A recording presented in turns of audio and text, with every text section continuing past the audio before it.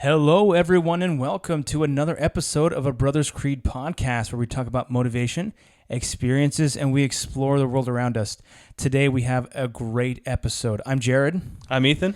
And today, we talk with a guy named Cody McFall. He is so interesting. Him and his family live in Kyrgyzstan, which is basically on the other side of the world from us, right butts up to China. And he runs an orphanage there with his parents and his wife. And he just tells some great stories about, first of all, we talk about preparedness and being physically prepared, mentally prepared, and getting up your skills up to par to be able to survive in a situation or just adapt to what's going on around you.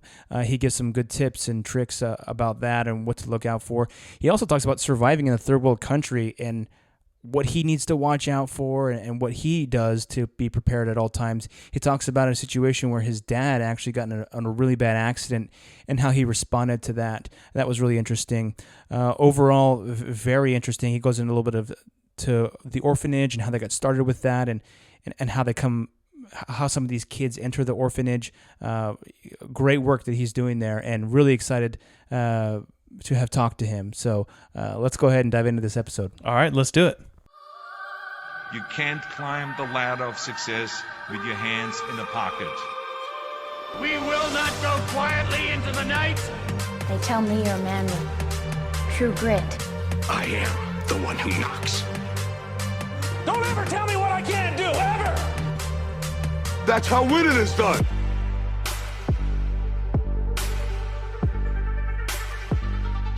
Okay, Cody, thank you for taking the time to talk with us today. We appreciate it, especially you being all the way across the world. Yeah, thank you for having me. No problem. It's 8:30 p.m. here. What time is it where you are? It is 7:30 a.m. here. Oh, okay. Tomorrow. Yes, tomorrow. Welcome to the future. Yeah, exactly. So if we dig a hole directly under us, we'll come up right where you're at. Actually, yes, about roughly like that. It's almost identical across the globe. That must be a really long flight. What flights do you take to get there? There's actually leaving from the couple States. options you can take. We usually fly through Istanbul because it's less stops, less layovers, and so it's about like a 13-hour or so flight. Like let's say from Houston to Istanbul. And then it's about 6 hours from there to Kyrgyzstan. So all in all, with layovers, it's almost 24 hours. Wow. Yeah, that's a long flight. When I went to South America, it was 18 hours we flew from New York to southern Chile, and then we had to go back up to northern Chile. And yeah, that's a long time in a plane for sure. I'm sure it is. Well, we want to talk about your, why you're in Kyrgyzstan later in the call and about what your work is there. But we want to first talk about some of the preparedness. So I know you have your Instagram page is Fit to Survive. What can you tell us about that? I like your logo, by the way. Tell us about that. Tell us about your Instagram page. So Fit to Survive is kind of a goal in my life. I want to be both physically and mentally prepared for anything, for whatever life brings my way. And I guess the reason why I chose that is it's a hybrid, it's a combination of different styles. A lot of times people think of preppers, and which I don't really classify myself as a prepper. Preppers are really, they're like hoarders, they just have maybe a bunch of food, a bunch of water and stuff, but I want to not just be prepared for, a lot of these people are thinking of the end of the world or something like that. I'm prepared for the end of the world in a different kind of way. You guys know what I mean, right? Yeah, exactly. Getting right with the big man upstairs, right? Yeah, I read the last chapter. I know how it ends, and I'm prepared. Anyways, but I want to not just be like I said, like a prepper who has hordes of food. Instead, I want to be ready to adapt, or be able to what's the word I'm looking for? Like improvise with what I have. And it's kind of like there's an old proverb talking about, if you give a man a fish, you feed him one day. If you teach him to fish, you fed him for the rest of his life. And it's kind of the same thing. And so, kind of my thoughts that I had to be fit to survive is to be able to not just survive because you have, a bunker with a year's worth of food, but because you have, skill, you have knowledge, you have the gear that you practice with. And you're actually, because of that, that makes you fit to survive. Yeah, I think a huge portion of that is education and knowing that what to do when a situation happens. You can have, like you said, a nice bunker and a year's worth of supplies, but if you don't know what to do with it, or if you can't fend for yourself in other ways, then what good is that? Exactly.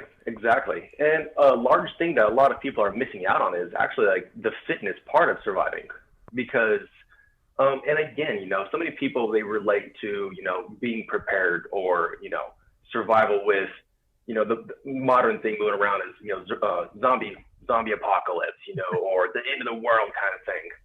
And, sure, that's, I don't know, I guess it gets the media or, gets people hyped.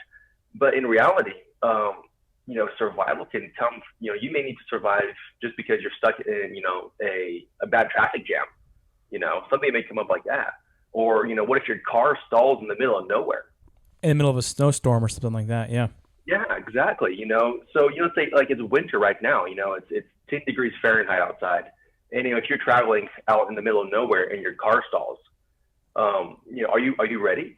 Are you going to be able to, do something about that? What does your bunker back home with a year's worth of food do for you when you're out in the middle of a field, and it's freezing cold, Yeah. And so that's kind of the concept I had of, being fit to survive. And so it's, like I said, a hybrid of actually, fitness, being able to run, being able to, take the physical requirements, that are needed to survive. And like you said also about actually the knowledge, being prepared as in with skills that you've learned, that you've honed. And another thing I've added to like my bucket list of being prepared to survive, fit to survive, is actually self-defense. And so I had taken before, I'd studied some karate, and I really enjoyed it. But, the strange thing about a lot of self-defense styles is there are rules. There's competition, there's rules, there's no eye jabbing, there's no, yeah, no exactly. stuff like that. But in reality, when you're trying to survive, there are no rules. If it's you and your family, and you're trying to protect them against, a guy who's come in to, do whatever he plans to do with your family, you should be able to you should be ready to do whatever you have to do. Anything goes. Oh yeah. It's all fair. And so what type of martial arts did you adopt? What's the secret kind that covers all scenarios? So I chose to start studying Krav Maga. It's the Israeli style. I believe it's with the IDF that uses it. And what I like about it is, there are no rules. A lot of people who are skeptics of Krav Maga say, it's just dirty fighting. You can learn to do that, around, in an alley. That's exactly when you need it, is whenever you're in an alley. Yes, exactly. And so that was, so with Fit to Survive, with that concept, it's an ever changing, there's new things that I find that it's like, hey, I need to learn to do that, And so like Krav Maga, I've only taken about a year and a half of it, I think. And then, COVID had its plans, and so that's been canceled. Were you taking that? Grappling. You were taking that there in Kyrgyzstan, is that right? Yes. I started taking it here. I found a man that was teaching it. He had studied in Russia. And so, yeah, actually, I've been taking it here. And, I guess. So a Russian-style Krav Maga, that's like, you push someone back and you pull out like a 9mm, just shoot him in the chest. Yeah, exactly, That's the way the Russians do it. That's another thing that has required me to adapt. Is in Kyrgyzstan, I can't have a firearm. Local citizens, they can have like some hunting weapons, but it's quite complicated to get permission. but like an actual like firearm, it's difficult to obtain. You just have a reason, I don't know, you're working in a bank, or you're carrying money, and so I don't have that freedom here that I have in the States, to be able to carry a firearm to protect my family. A firearm, it levels the ground. It doesn't matter. Yeah, you can totally. be, a woman. You don't have to be strong, but if you have a firearm, it kind of levels the ground between you and an assailant. Yep, totally. And so, being in Kyrgyzstan, I had to adapt to that.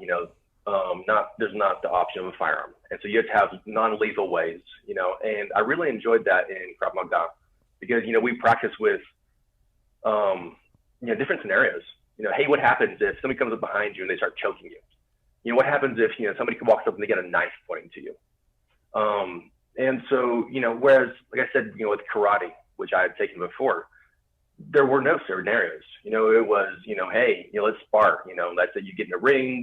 There's rules. You couldn't even punch to the face in karate. And so it limits you, and it creates muscle memory that actually in the future would make it difficult to protect yourself. Whereas Krav Maga is like, hey, this is a scenario. What happens if, and so on. Have you had to use any of that training where you're at, or any time in your life, I guess?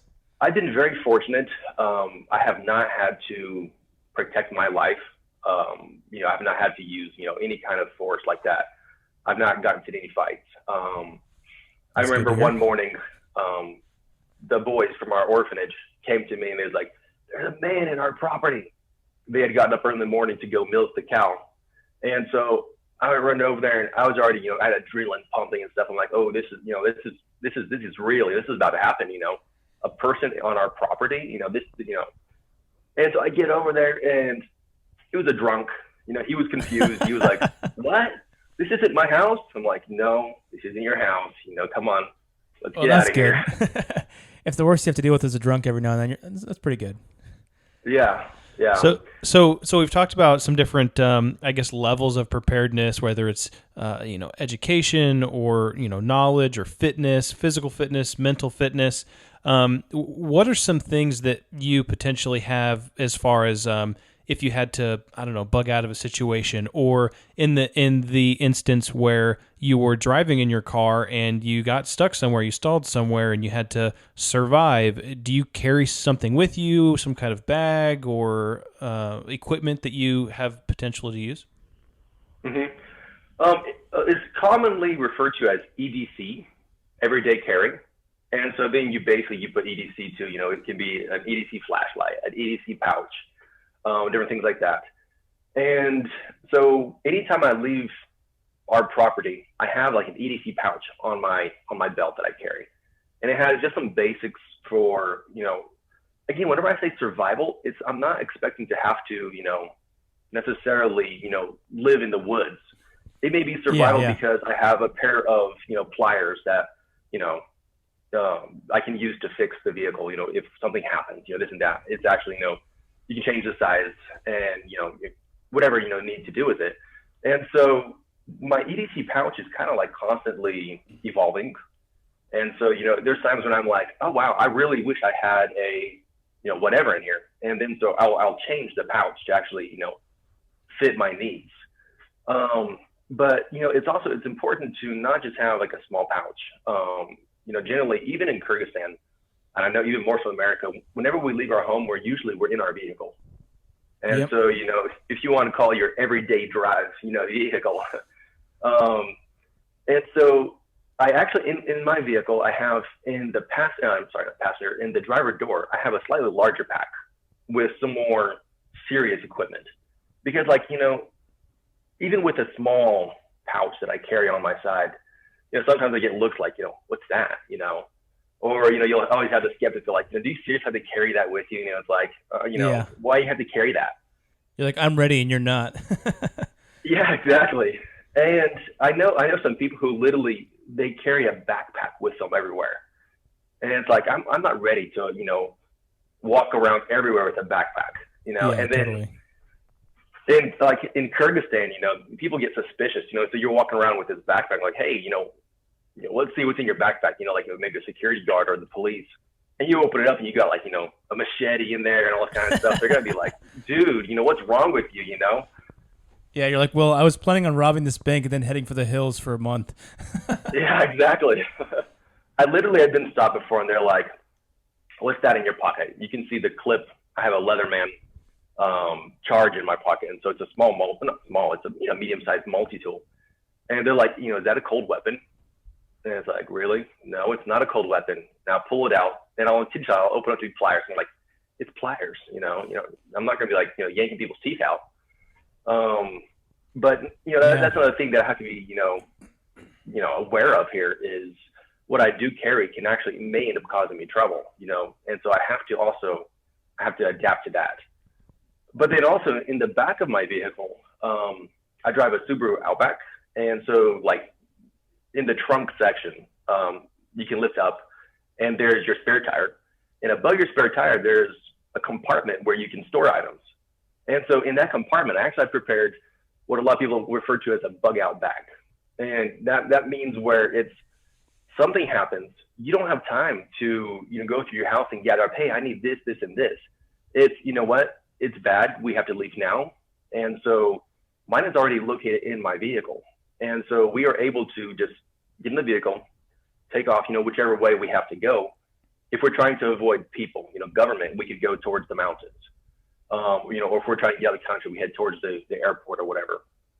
But in there, I have everything I need for it. I have food stored in there. I have water in there. I have, it's like what do they call it, the space grade, not space grade, anyways. The space blanket or something? Emergency blankets, yeah. And because, example, like now with it being cold, if the vehicle does stall and we're in the middle of nowhere and I can't fix it, hey, we have these aluminum blankets that, we can get out there, we can stay warm until maybe we can have somebody come and help us. Yeah. And so again, there's always, it's always changing. I'm always thinking of new things that I should add, that I need to add, like, spare socks, a change of clothes. Because if I'm out and I get wet, and again, right now, so it's winter. And so if I get wet and that's cold, I'm actually able to open up that section of my vehicle and I'm change of clothes. So I get changed, I can get dry, I can get warm again.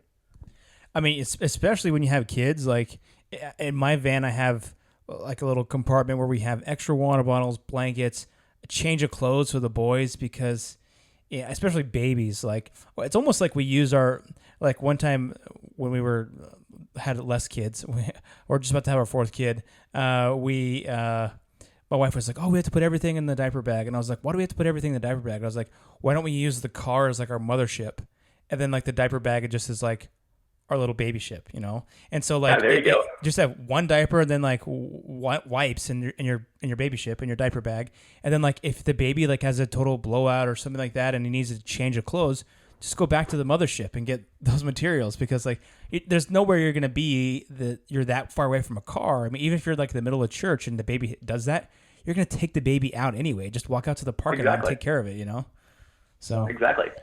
And that's an awesome concept. And it's kind of what I'm trying to get to is that I don't want to have to carry all of my gear on my person. Walk around with a backpack all the time or with a giant pouch or with my pockets bulging. I want to be able to, like you said, have the mothership where you return to, and from there you can you take out what you need. And so like, a collapsible stove, some propane and stuff. So actually you can make a hot meal. I recently added coffee. And so I was given a AeroPress.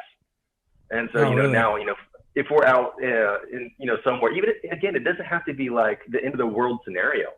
It may just be, hey, they're changing the oil in the vehicle and, it's really cold.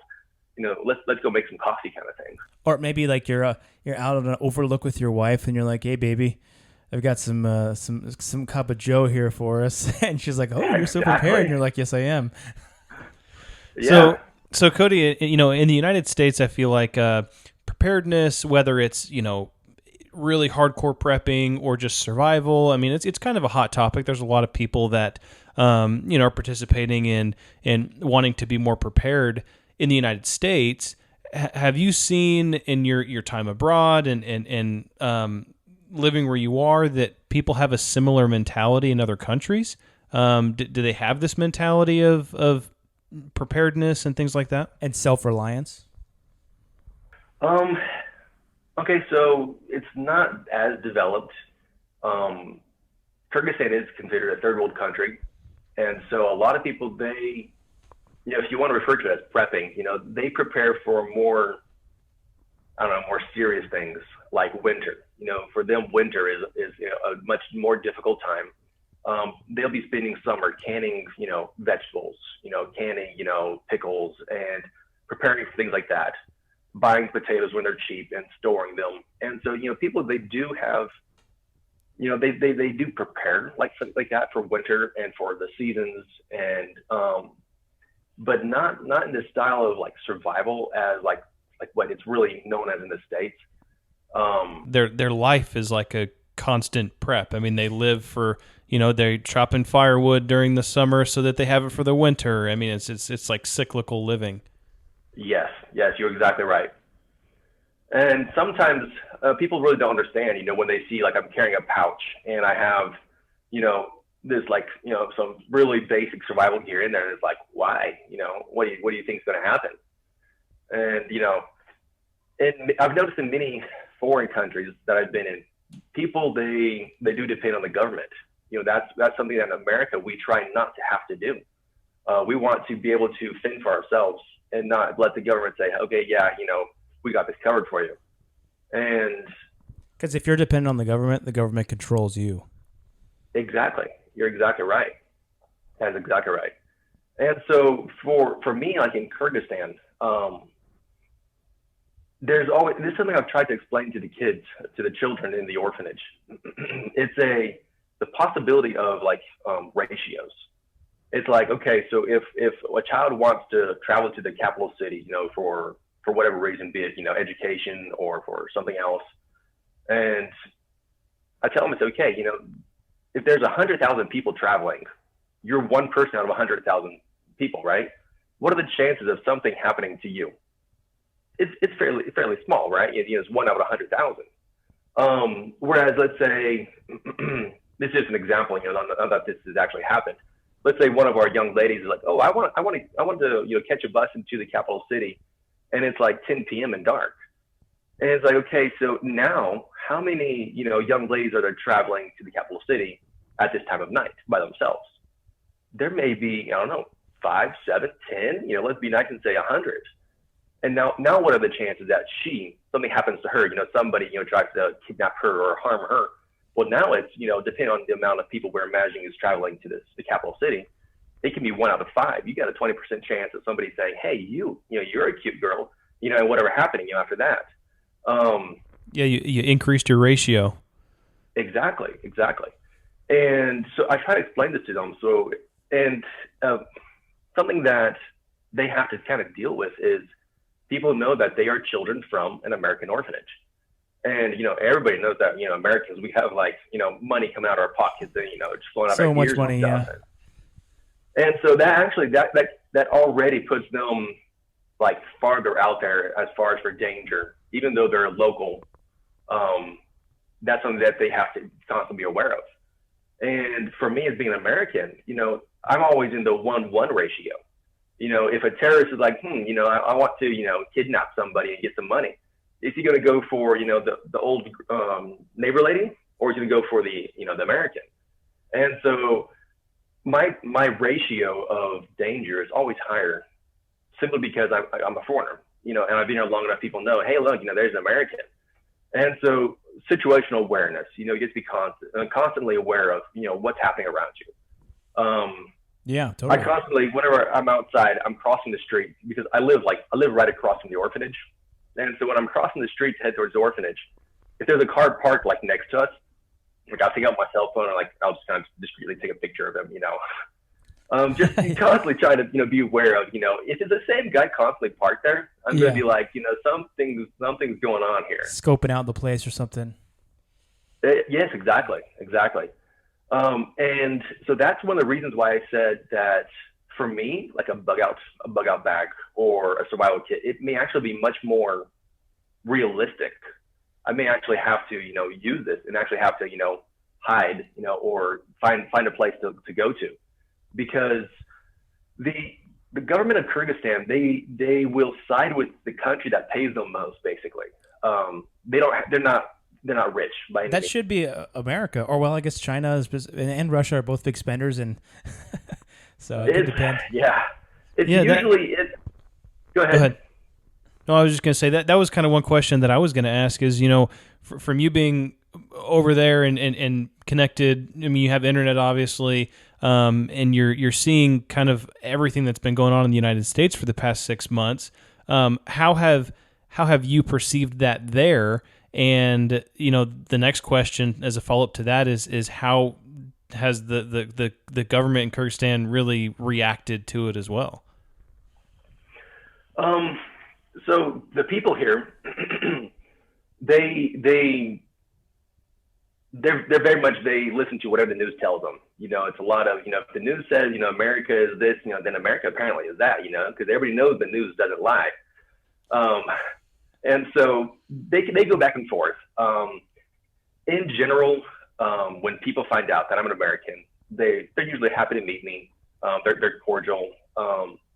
Every once in a while, I'll meet somebody who's like, they find out I'm an American, and they're like, "Oh, America's bad. You people are, you're pigs. You get into other people's business," and they start almost like rebuking me for American politics. Yeah, politics, literally. And it's like, I'm an American, but I had nothing to do with that, Yeah, totally. And yeah, I remember, there's been some times when, like, Trump, he refused to let people from certain Muslim countries come to America because there's a high risk of them being terrorists. And they're telling me, it's like, why are you guys doing this? And they start like almost like rebuking me, and it's like, I don't know. I have nothing to do with that. Make that plan. Was Kyrgyzstan on that list? Yes, actually it is. Kyrgyzstan got on that list, but not so much for terrorism as much as for fraudulent passports. They said that until they get a grip on their passports and the amount of people who are actually using fake documents, that there was a travel ban that was placed on that. Interesting. Yeah, I experienced the same thing when I was in Mexico. Mexico's very close to the U.S., and so you get these people that would be like, they had back in that time, it was like, that was 2007, 2008. They were like, there was this 3-strike rule, and it was like, if you get arrested 3 times, and just deport you back to Mexico. And so we'd be walking along the street, and then someone would be like, "Hey," and they start speaking English to us, and I'm like, "Yeah, I can finally speak English." So I'd start speaking English with this guy, and then or whoever it was, and they'd be like, "Hey, Bush kicked me out of your country, but I was living in wherever," and they always love to speak English, and then they would be like, "Oh, say hi to Bush for me," and they'd trash on Bush or trash on America, and I'm like, I don't represent America right now. I'm talking about our Lord and Savior Jesus Christ. Do you want to hear more? And they're like, no. So yeah, that's kind of exactly. Fun. Yeah, I've had people say something similar to that, like, "Oh, George Bush, tell him I said hi," or especially if they find out I was born in Texas. Yeah. Like, "Oh, Texas, George Bush, is he your neighbor?" It's like, no, he's not my neighbor. Oh, Dixie Chicks. Yeah. So tell us a little bit. I know you said you're born in Texas. Maybe tell us a little bit about your where you're from, and then what took you to Kyrgyzstan, and how you ended up there, and kind of that story. Absolutely. So when I was young, my father was already in the Air Force. I believe I was, if I remember correctly from the stories, I believe I was a year and a half. My father, he was deployed to Japan. And so my mother, she took me, my brother, and my older sister. The 4 of us, we followed him to Japan. And we lived there for 3 years. And so from Japan, he would deploy to different locations. So anyway, from the start of my life, we already were living out of the U.S. And we lived in Japan while he was in the Air Force. And so then we came back, and he accepted the call to be a preacher, to be a missionary. And so, we really didn't, I believe that was when I was 5, if I'm not mistaken, roughly that age. I was about 5 years old. And so we began, traveling around. He went to Bible college, and then we went around on deputation. And so we traveled across the states. And then in 1997, we moved to Uzbekistan. That was where we went to originally. And so we spent 7 years in Uzbekistan. And then after that, we ended up running into trouble in Uzbekistan, and it was related to the government. And so we had to flee the country. I believe we had like 2 or 3 days or so. We packed up real quick, everything we could bring. We had space to take, and we had to leave the country. Did it have to do with you guys being Christians? Was that the impetus for having to leave? It did. Yes. Basically, we had, you could almost say like a Judas amongst us. It was like a betrayal, where somebody had made a deal where, hey, I'll turn in them, and you let us go, kind of thing. And so we did. We had to leave the country, and we went back to the States. For about 2 years, we were back in the States. And when I was 17, we moved back to Kyrgyzstan. And I've been here I'm 31 years old now. And so I've been here for like 13 and a half, 14 years now. I've been here in Kyrgyzstan. And so, most of my life, I feel like I'm more of a foreigner than I'm an American. I spent, 3 years in Japan, 7 years in Uzbekistan, and then I've been 14 years here in Kyrgyzstan. That's like 24 years of my life. And I'm 31, so I've been in the States like 7 years, you combine it together. And so, there were several times where I felt like I was a foreigner. I remember one of the times when we went back to the States when I was, I must have been preteens. We went back to the States, was visiting family and stuff. And they took us to a Chinese buffet. And, once we were done cooking, they brought us the fortune cookies. And so I'm like, oh, cool, cookies. And so I ripped it open and I took a bite out of it. And I'm like, I whispered to my mom, like, hey, there's paper in my cookies. And, she starts laughing and she's telling everybody, like, haha, he said he has paper in his cookie. And I'm like, I was trying to be, discreet about it, trying to be, a nasty child. And, how could they, they left paper. Yeah. She was just laughing, and everybody was laughing. And I'm like, what's so funny? There's paper in it, and, there's something I just didn't know that, Yeah, that's funny. Like, something's wrong with these cookies, man. Like, there's paper in mine. Yeah, exactly. And, it's just because I'd spent, most of my life overseas. And so I never had eaten a fortune cookie. And so biting into it, and it's like, rip. It's like, so this isn't normal. Yeah. And so that's happened several times where, when I go back to the States and it's like, wow, I really feel like a foreigner. So you're married, though. So how did you meet your wife? That was a question I had. Okay. Actually, I guess I should continue with, kind of the story of how I ended up here. And so I kind of got distracted with the whole fortune cookie. And so we moved to Kyrgyzstan, and we were actually here as English teachers. That was our reason for being here. And while we were teaching English, my dad ran into a person who was the director or the owner of an orphanage.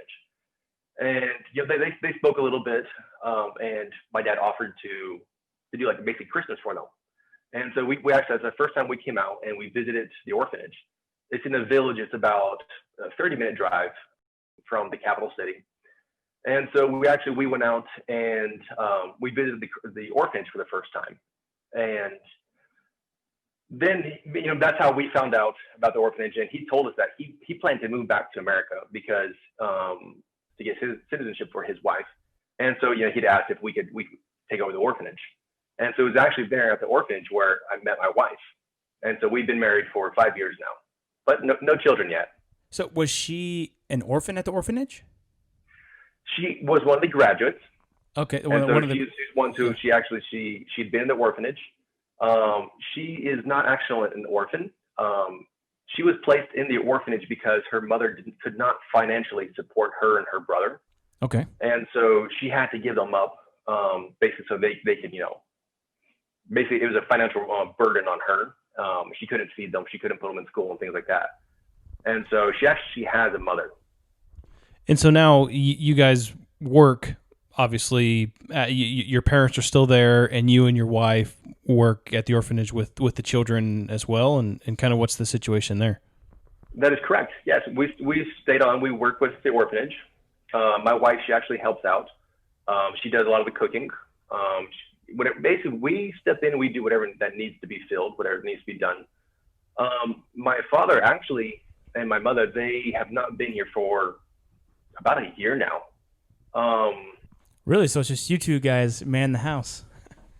Yeah. And so let's see, it must have been the 31st of May, if I'm not mistaken, 2019. My dad was in an accident.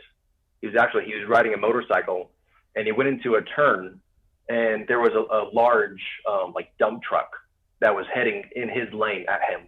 Oh wow! And so he tried to avoid him, try to go around him, and they hit head on.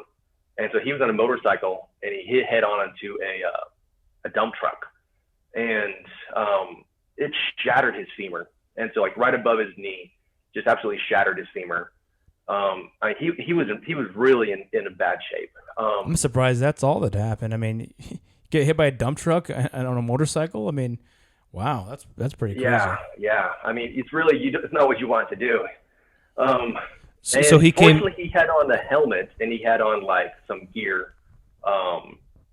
He didn't have on any armored pants, but his jacket was like a motorcycle jacket, and he had on a helmet and gloves and stuff. And that's one of the things that you can try to be prepared for, but you never are prepared for. I had taken a first what's called Red Cross first aid course, CPR, AED. What else goes with that?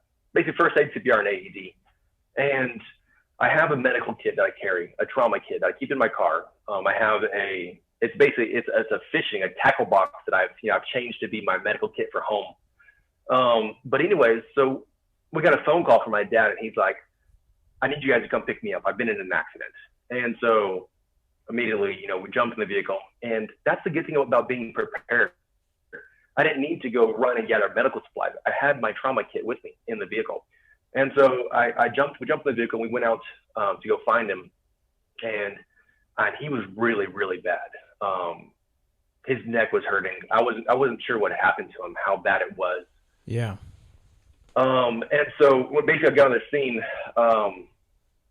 the driver of the dump truck had picked him up and had dragged him off the road and put him on a hump of dirt. And it's like, don't you know that's the one thing you don't do? It's don't move him. And he didn't support his head or hold his neck and move him. No, he just kind of dragged him over there. And the whole time my dad was like, "Don't touch me, don't move me, don't touch me." And so as I got there, and it's one of those moments when no matter how prepared I thought I was, I realized I wasn't prepared. I opened up my medical kit, and it's like, what do I do? His complaint about his leg. He said he thought his knee was shattered. And I mean, honestly, I had nothing in my kit to do for, a shattered, femur. I have it's called a SAM splint, where it's aluminum and it has some foam on it. And you can form it to be a splint for your arm, for your neck or whatever. And honestly, I mean, for his leg, I had nothing I could do for it. And anytime you touched his leg, we couldn't, it was causing extreme pain. Are there ambulances there, or is it you're on your own kind of thing? There are ambulances here. It's literally these things have happened where you call for an ambulance and sorry, we don't have gasoline. We don't have any gas in our ambulances. And so, but that has. Is that a representation? Is that a representation of what the hospital is like too? Yes, that is. And so there's private ambulances that you can call and pay for. Basically here, you need, it's another thing that I carry with me is cash. You need cash because money and acquaintances, they can get everything for you here. And so we called for a private ambulance. They took him to the local hospital, which that is one thing we completely avoid. The local hospitals, especially in our village, they are so archaic. I mean, it's like 1950s style. It's like going to the Soviet Union for medical treatment. Oh wow. Oh yeah. And so they took him to the local hospital here because honestly he had to. we discussed the option of taking him to Bishkek, the capital city, for medical treatment. And they said there's a chance he can't make it because when they went to put him up onto a stretcher, his right leg, okay, so the upper part of it is like where his thigh is, it didn't move, but like from his knee and down, it just fell to the side. Oh, there was no skeletal structure to his leg, and so the bottom part of his leg was like free floating per se from the top part of his leg. Oh wow. Yeah, and so they said if there are bone, what do they call it, like I guess like splinters, they said it can puncture his femoral artery, and he said he will die. And the roads in Kyrgyzstan are awful, and so it's almost like putting him on a rodeo and saying, okay, where do you want to go? You want to drive 40 minutes to the capital, or you want to take him 10 minutes to our local hospital? And so we chose to go to the local hospital, and again the medical treatment, it's so terrible. I was trying to explain to them, you can't move him the way you're trying to move him. They wanted to, they usually pick up a person by his ankles and by his, one person hold his ankles, another person will grab him under his armpits, and they'll pick you up. They wanted to pick him up like that. I'm like, no, you can't. I was like, stop. Get a stretcher. And finally, they were ignoring me like I was just a paranoid, family, relative. I finally got in their faces like, listen, I said, you cannot pick him up like that. You're not going to touch him. And he kind of gave me a look kind of like, who are you to tell me what to do? And then somebody elbowed him, be like, he's an American. And he's like, I am trained professional here. Yeah. And so, after they found out I was American, they actually let me kind of control the situation a bit more.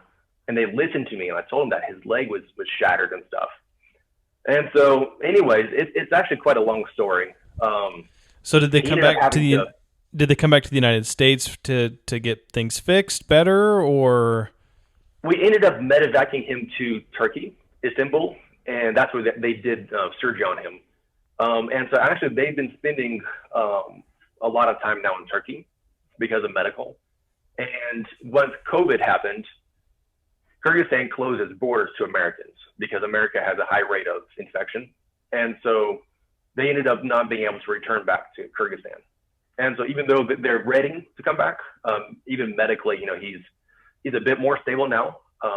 They're not able to now. The borders are closed to them. Yeah. And so they have flown back to America now, and they're waiting out in America. Wow. So all this sounds like it happened pretty quickly at this emergency situation. All this happened.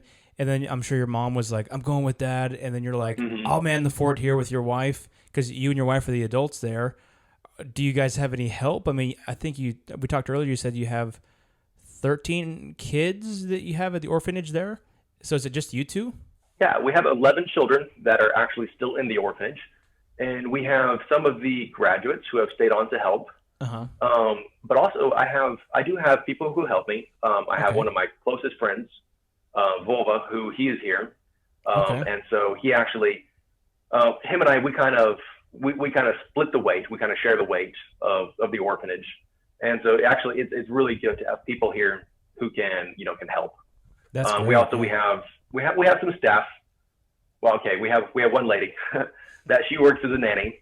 And then we have, like I said, two of the graduates who have stayed on to help. So they help either as nannies or wherever else they need to help.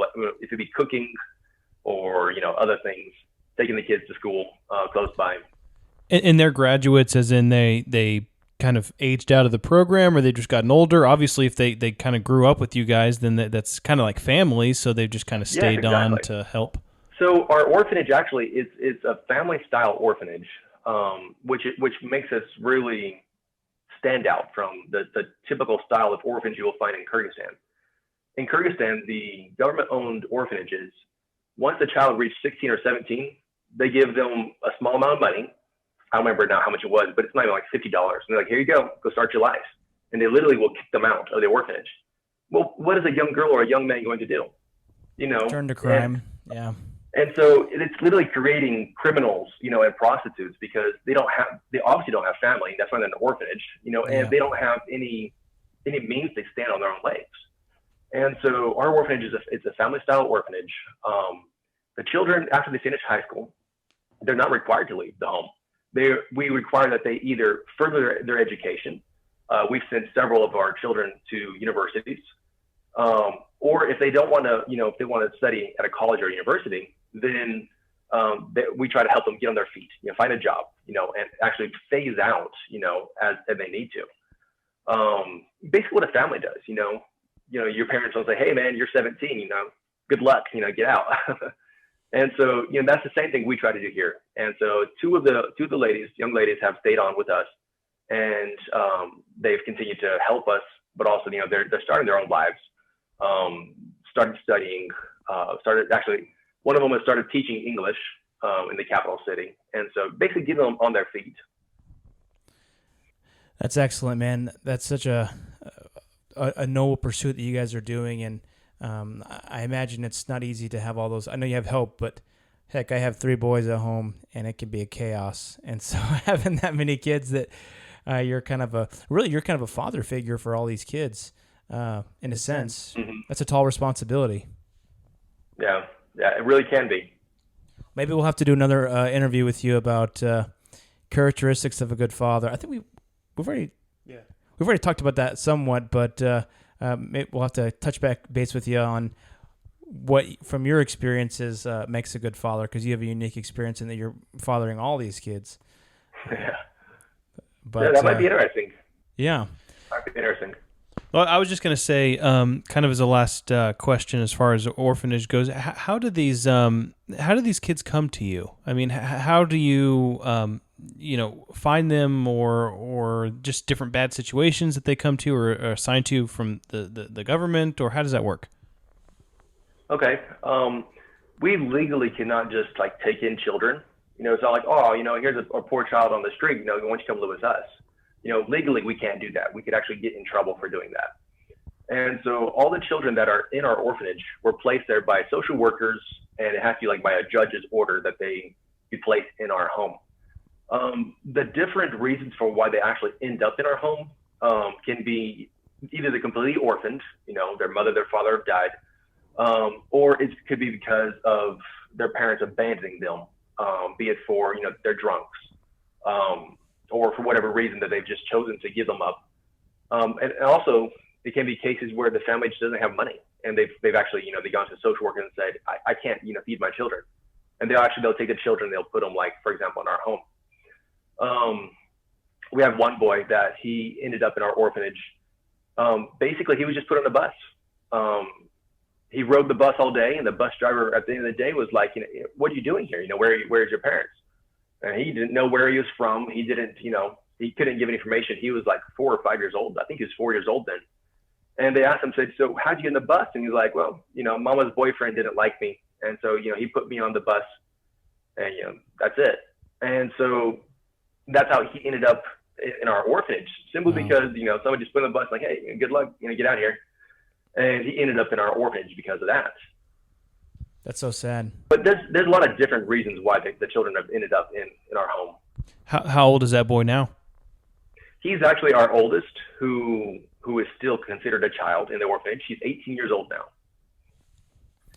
Cool. That's such a great story about how these kids are in so much need. And, I think recently there's been so much talk about kids that have been caught up in sex trafficking and these terrible things around the world and are being abused. And so to hear a story about you guys over there really doing good. And I know we spoke earlier, you said that a lot of these kids aren't able to be, adopted out of the country, and even some of them might have still relatives that just can't support them, so they have to stay in country. But still, that work that you guys are doing is so important, and I thank you and applaud you for doing that.